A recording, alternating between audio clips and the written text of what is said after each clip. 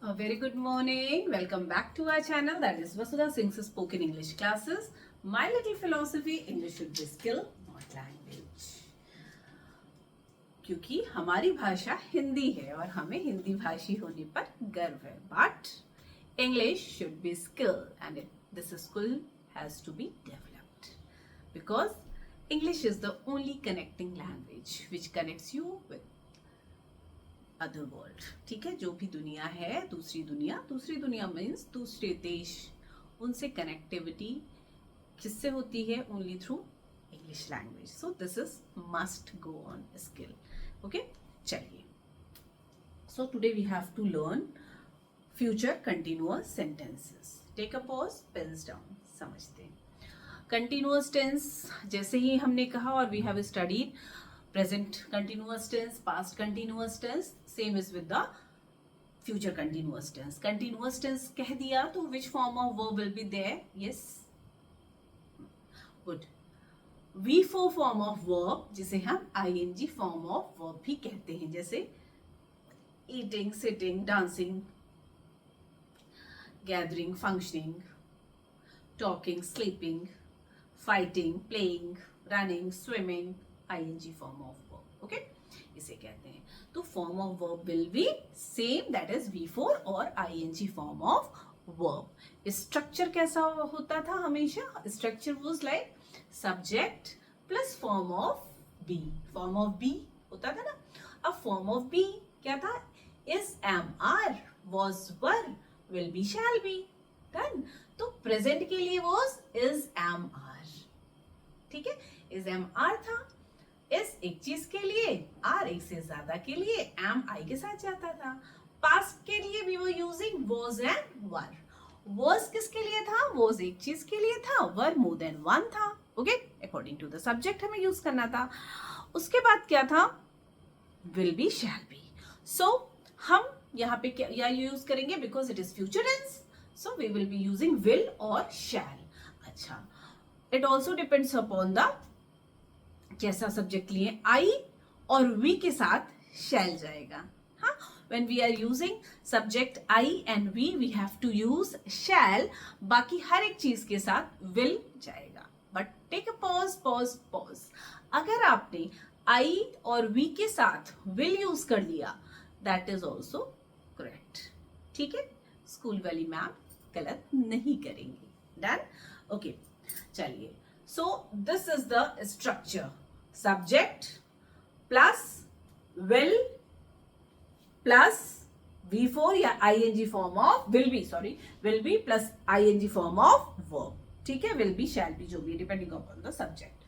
Shall be I और V के साथ है. चलिए, अब I shall be teaching modals in next class. मतलब I सब्जेक्ट है, I के साथ हमने shall यूज किया. I shall be teaching modals in the next class. मतलब मैं अगली क्लास में modals पढ़ाऊंगी, है ना.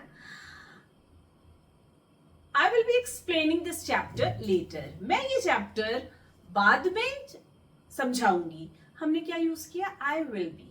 ठीक है, this is also correct. But if you are comfortable, you must use I shall. Okay? We will be doing this work later. Yeah, we shall do this work later. दोनों is correct. Okay, come to the affirmative sentences. Affirmative sentences या declarative sentence which states something, जो कुछ भी बताता है. So क्या sentence हो जाएगा? यही subject plus will be plus V4 form of verb plus object. चलिए, I shall be teaching modals next in the next class. Okay, they will be playing football tomorrow. She will be coming next week. Okay, चलिए, हमने क्या लिखा है देखते हैं. I will be teaching you modals. ठीक है, I is, देखिए, I is subject here, will be हमें use करना है and V4 form of verb and object. ठीक है, I shall be teaching you modals in the next class. इतना भी is explaining very well. Okay, next is I shall be playing Ludo. मैं ludo खेलूंगी. I subject here, shall be is used with I, playing is V4 form of verb, Ludo is object here. देखिए, I've used I will be, I shall be, both are correct. Nowadays will be ही जाता है, ठीक है, but हमने आपको समझा दिया। Okay, negative as usual not will be placed in between shall और बी या विल और बी। इन्हीं को कर देते हैं।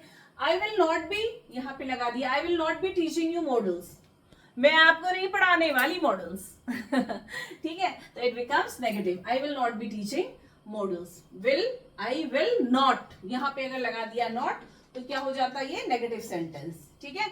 आई shall not be playing ludo, मैं लूडो नहीं खेलूंगी, नॉट विल बी, शैल और बी के बीच में, विल और बी के बीच में हमने प्लेस किया, so it became negative sentence. चलिए हमने लिया क्या है, I shall not be teaching this tense then, ये टेंस में बाद में नहीं पढ़ाऊंगी। आई सब्जेक्ट हियर, शैल और बी के बीच में वी आर यूजिंग नॉट, है ना, सो it became negative.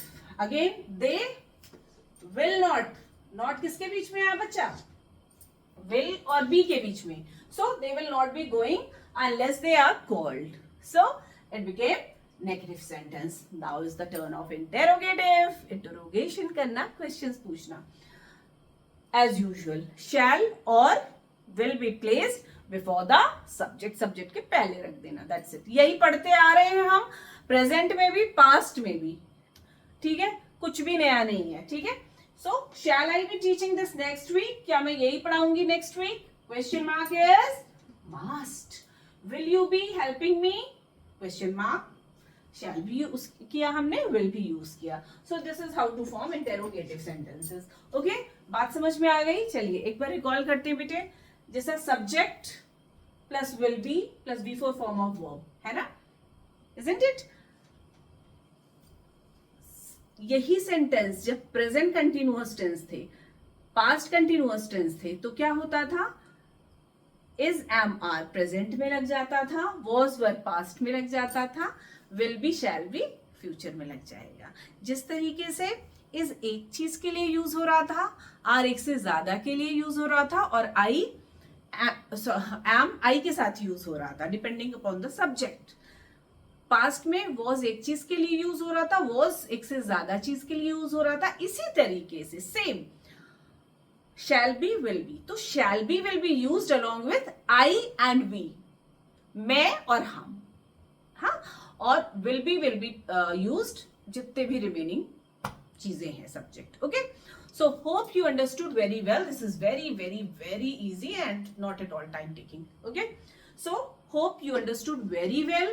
Start framing your own sentences. Okay, and please do comment in comment section and let me know if you are having any doubt. Okay, and please, my dear subscribers and viewers, please do forward my videos and subscribe. Okay, keep watching, keep tuned, bye bye.